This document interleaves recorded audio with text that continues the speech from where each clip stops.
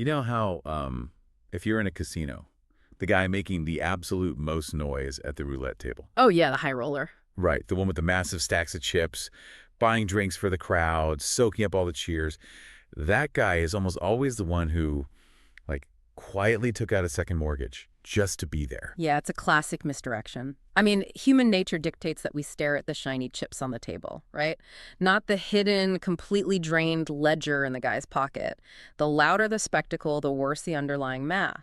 Exactly. And when you look at global geopolitics right now, especially with the countries grabbing the biggest, boldest headlines, we're seeing that exact same casino dynamic play out on a massive macroeconomic scale. So we are thrilled to have you with us for this deep dive today. It is great to be here for this one. Our mission for you today is to look right past the front page news of the Middle East and the Iran conflict. Because, most people just see the geopolitical summits and hear about a standard energy shock. Right, a spike at the gas pump. Yeah, but we have our hands on a deeply analytical macroeconomic dispatch titled The Arbitrageurs and the Absorbed. And this dispatch cracks open the hidden financial ledgers that are quietly, ruthlessly splitting the world into two distinct camps. You've got the nations trying to exploit the global chaos, Right. and the nations quietly drowning in it. And to really grasp the magnitude of this split, we have to introduce a core concept from the research, which is the bifurcation trade. The bifurcation trade. Right, because the initial shock and awe of the war, that is over. We are firmly in the second act now. What we're witnessing is this massive real-time reshuffling of regional leverage. And the most alarming part of this second act is that the pre-war baselines created by the IMF, The International Monetary Fund. yes, the IMF, the very mathematical models meant to keep the global economy stable, are completely failing to model this new reality. The map basically no longer matches the territory. It's like we've been watching a magic show on stage. The geopolitics, the summits, the historic handshakes. But today, we're sneaking into the back office to look at the actual accounting books, because the math does not match the magic. It really doesn't. So let's start with the prime example of a country supposedly wielding all this new leverage, Pakistan. Yeah, Pakistan serves as the perfect case study for this illusion of leverage. Right now, they're playing the role of the vital global intermediary. You have Washington desperately looking for a diplomatic off-ramp, and you have Tehran needing a trusted back channel. And Pakistan is right in the middle. Exactly. They're sitting right at that improbable, highly visible intersection. They are the trusted middleman of the moment. Okay, let's unpack this.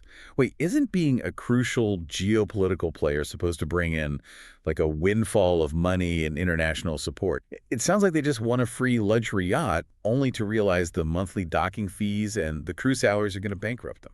What's fascinating here is how the global bond market is falling for the exact same illusion. To stick with your yacht analogy, the bond market is essentially liking the Instagram photos of Pakistan steering this beautiful boat while completely ignoring the repo man waiting on the dock. Oh. Yeah, the market is conflating diplomatic relevance with creditworthiness. Investors look at Pakistan in the headlines and assume, well, because they're an indispensable nation right now, their sovereign bonds must be safe. They're pricing in a geopolitical fantasy while turning a blind eye to the actual brutal math of their IMF obligations. But wait, if the IMF's literal job is to monitor these economies and keep them solvent, how can their models be this fundamentally blind to reality? Are they willfully ignoring the situation? It's more about the rigidity of how the IMF operates. Pakistan is operating under an IMF Stand-By Arrangement. Right. And for anyone who doesn't read multilateral financial agreements for fun, Most of us. A standby arrangement is essentially a financial life raft, but it comes with a straitjacket. It requires strict fiscal austerity.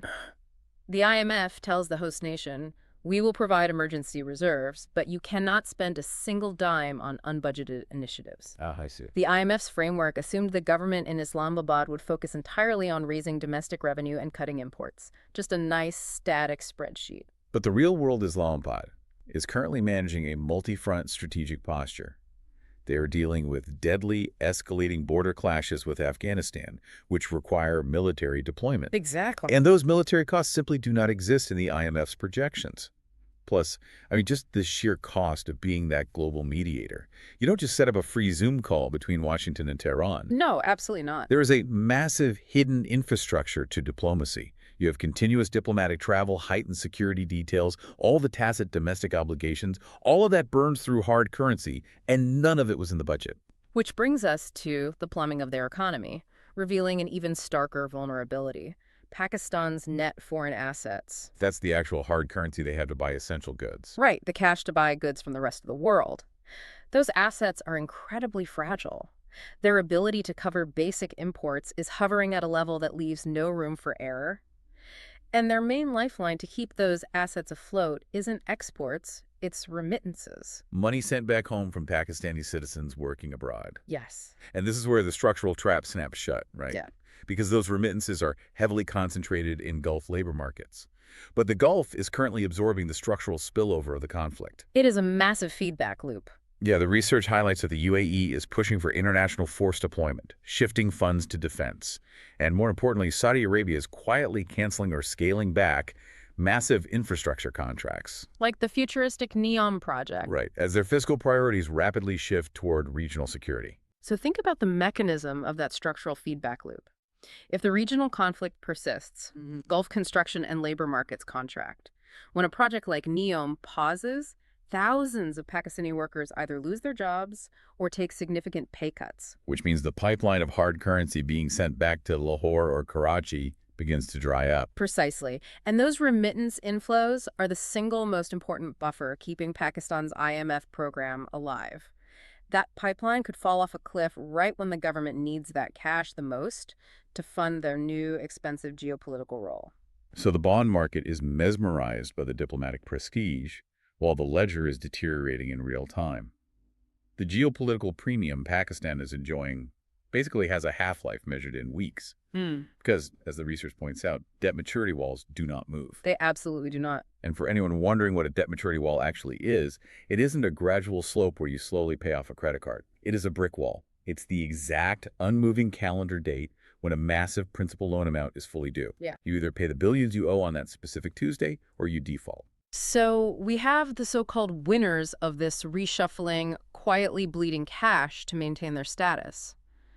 But the picture darkens considerably when we pivot to the countries absorbing the direct, unfiltered hit of this geopolitical chaos. Right. If the middlemen are struggling, the countries taking the direct hits must be in free fall. Let's look at the energy importers. The source material emphasizes that this shock has moved from an acute crisis to a chronic drain. It's no longer just a sudden, painful spike at the gas pump. It is a systemic bleed of national wealth. Take Egypt. Okay, yeah. Since the hostilities broke out, Egypt's natural gas import bill hasn't just gone up, it has literally tripled. A tripled energy bill for a nation of over 100 million people is catastrophic. The fallout is immediate. They've been forced into rolling power cuts and emergency fuel conservation measures. Egypt has effectively moved from trying to manage this external shock to simply having to absorb the punishment. They're just taking the hits. Yeah. They find themselves trapped in a conceptual prison the research calls the triangle of sovereign impossibility. The triangle of sovereign impossibility. Let's map out the mechanics of that triangle for you, because it is brilliant and terrifying. Side 1. The government cannot continue to subsidize fuel at their previous rates. Right. They simply don't have the cash reserves to pay a bill that is 3 times larger. Exactly. Side 2. They cannot devalue their currency to make their exports more attractive or close the fiscal gap. Why? Because a devaluation means the local currency buys less on the global market. That triggers an immediate domestic cost of living crisis. Yeah, the imported wheat needed for daily bread would suddenly cost twice as much for the average citizen. It's politically explosive. Right. And then side 3 of the triangle, they cannot just drastically cut essential imports to save money, because doing so brings the domestic economy to a grinding halt. You cannot run manufacturing plants without electricity. You can't transport agricultural goods to market without diesel fuel. Yeah, they are visibly trapped. And just like the oversight with Pakistan, the IMF's current account projections for Egypt, their official forecast of money flowing in and out, did not account for a tripled gas bill. Every single month this conflict drags on, Egypt's economic reality diverges further from the IMF's fantasy spreadsheet. And it's a global phenomenon.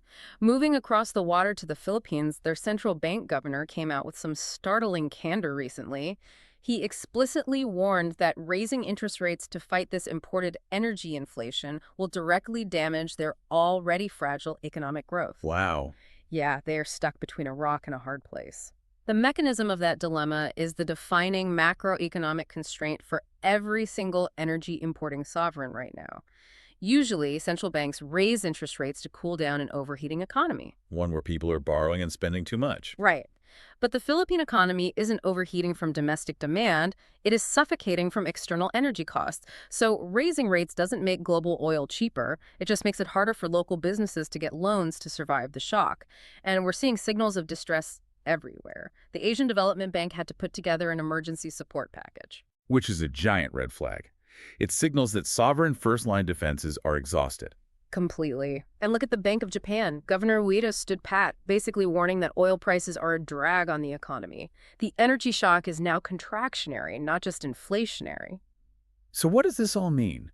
If these countries have their first-line defenses entirely wiped out, and if raising interest rates just destroys whatever fragile domestic growth they have left, what exactly are these governments supposed to do? Do they just throw their hands up, call the creditors, and default on their sovereign debt? If we connect this to the bigger picture, sovereigns rarely just default overnight if they have any other choice. The political and social cost of a default is just too fatal for a ruling government. Instead, when conventional fiscal tools fail, and when the official multilateral lifelines from places like the IMF come with impossible austerity conditions. Like we saw with Pakistan. Exactly. These governments start looking for dangerous, hidden ways to survive. They basically move their borrowing into the shadows. Here's where it gets really interesting. The research highlights a bombshell footnote that almost the entire market completely missed regarding Senegal. Senegal apparently has 650 million euros in undisclosed derivatives-based borrowing. Yeah, it's wild. It's essentially a secret high-limit credit card they opened so the official monitors wouldn't see their actual spending habits. But hold on, before we move forward, how exactly do you hide 650 million euros from the IMF? What is the actual mechanism of that sleight of hand? It is a brilliant, albeit desperate, piece of financial engineering. Instead of taking out a traditional bilateral loan, Which would show up on the primary ledger. right, and trigger alarms with the IMF about their debt ceiling. Instead of doing that, a country uses the derivatives market. They might use complex currency swaps or collateralized borrowing structured as a derivative trade. Oh, I see. Because of the arcane accounting rules surrounding these specific financial instruments, they secure the upfront cash they desperately need to keep the lights on, but it doesn't formally register as traditional sovereign debt. So they get the cash, but the official debt-to-GDP ratio looks perfectly fine on paper. So they defended this by claiming it was a mechanism for accessing cheaper financing. But that sounds like a massive smokescreen. You can't hide a 650 million euro obligation forever.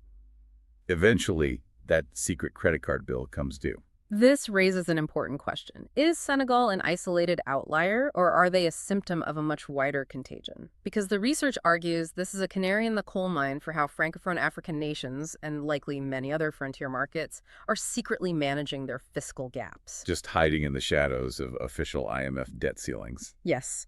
The implication here is staggering. It means the official debt sustainability analyses. The baseline documents that global investors use to judge if a country is safe to lend to. Exactly. Those documents are likely systematically understating the actual debt burdens of these nations.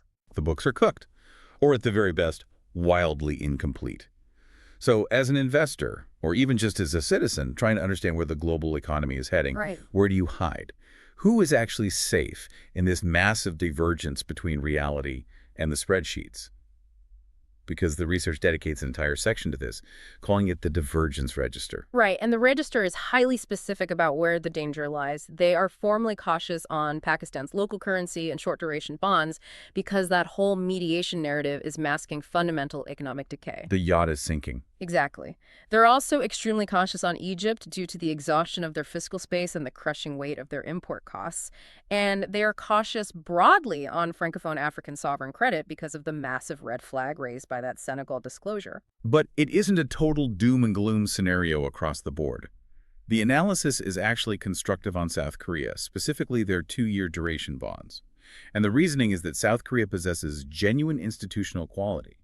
They have robust, actual hard currency reserves that provide real insulation from shocks, rather than just relying on a neat geopolitical narrative. Plus, they have a highly technocratic central bank governor who minimizes the risk of unforced policy errors. Yeah. And the time frame there is vital. They specifically favor the 2-year duration. Duration risk is a measure of how sensitive a bond is to changes in interest rates and inflation. Right, because if I lend you money for 10 years, I am highly exposed to the unpredictable chaos of inflation over that entire decade. Yes, exactly. By sticking to a 2-year duration in South Korea, investors limit their exposure to long-term unknowns while parking their money in a genuinely solvent institution. And the strategy for the Philippines is equally specific. Despite the rock and a hard place dilemma we discussed, the research actually prefers holding Philippine short-dated U.S. dollar instruments over their local currency debt. Let me make sure I have the mechanics of this right. Go for it. Because the Philippine Central Bank is going to be forced to react defensively to energy spikes rather than controlling their own destiny. Holding debt in their local currency is too risky. It could devalue. You want to lend to them for a very short time, and you demand to be paid back in U.S. dollars, not Philippine pesos. That is the exact mechanism. You eliminate the currency devaluation risk. It basically paints a picture of a world where broad, passive investment strategies are dead. You can no longer just buy a basket of emerging market funds and hope the global tide lifts all boats. You have to be a forensic accountant. You do. You have to know precisely who is hiding a 650 million euro derivative bomb off the books and who actually has stacks of hard currency sitting in the central bank vault. Which brings us to the ultimate synthesis of all this data. The source frames this entire geopolitical moment around a concept they call the cost of the borrowed throne. It is an incredibly evocative way to view diplomacy. History consistently shows us that smaller countries acting as vital intermediaries. Like Pakistan right now. Right. They might enjoy a brief, lucrative surge in status, but sitting on a throne that is essentially borrowed from two much larger opposing powers requires constant, exhausting upkeep. You have to continuously recollateralize your position to keep both sides happy and keep the diplomatic channels open. And the collateral demanded by those great powers is almost always the smaller nation's fiscal sovereignty. You basically trade your long-term economic independence and stability for a fleeting moment of diplomatic prestige on the world stage. That's exactly the dynamic playing out today. So for you listening right now, this fundamentally changes the way you should consume the daily news. Tomorrow, when you scroll past a headline praising a country's massive diplomatic triumph, or you see a press release celebrating an emergency multilateral loan from a development bank, you now know to look right past that surface narrative. Don't just look at the summit photos with the smiling leaders. Exactly. Look for the debt maturity wall. Because the market, in its desire for a good story, prices the fantasy. But the IMF eventually prices the math. And when the fantasy and the math inevitably reconcile... Which they always do. Right. History guarantees they always do. Yeah. The clearing price of that nation's future is set by that unmoving debt maturity wall, not by a glowing diplomatic communique. And that correction is rarely gentle for the citizens living through it. The magic show is just a distraction to keep you looking at the stage. The back office is where the actual future of the global economy is being written. I will leave you with this final thought to mull over, building on the reality of those back office ledgers. When these hidden shadow ledgers, like Senegal's massive undisclosed derivatives, when those finally do hit their maturity walls and the official IMF predictive models are definitively proven to be entirely blind to the reality on the ground, who exactly steps in as the lender of last resort for a catastrophic debt that officially wasn't even supposed to exist? Wow, that is the trillion-dollar question. Because the casino is always going to want its money, no matter how loud the guy at the roulette table was yelling. Thank you so much for joining us on this deep dive. We hope it gave you a sharper lens to view the headlines. Keep questioning the narrative, keep checking the underlying math, and we will see you next time.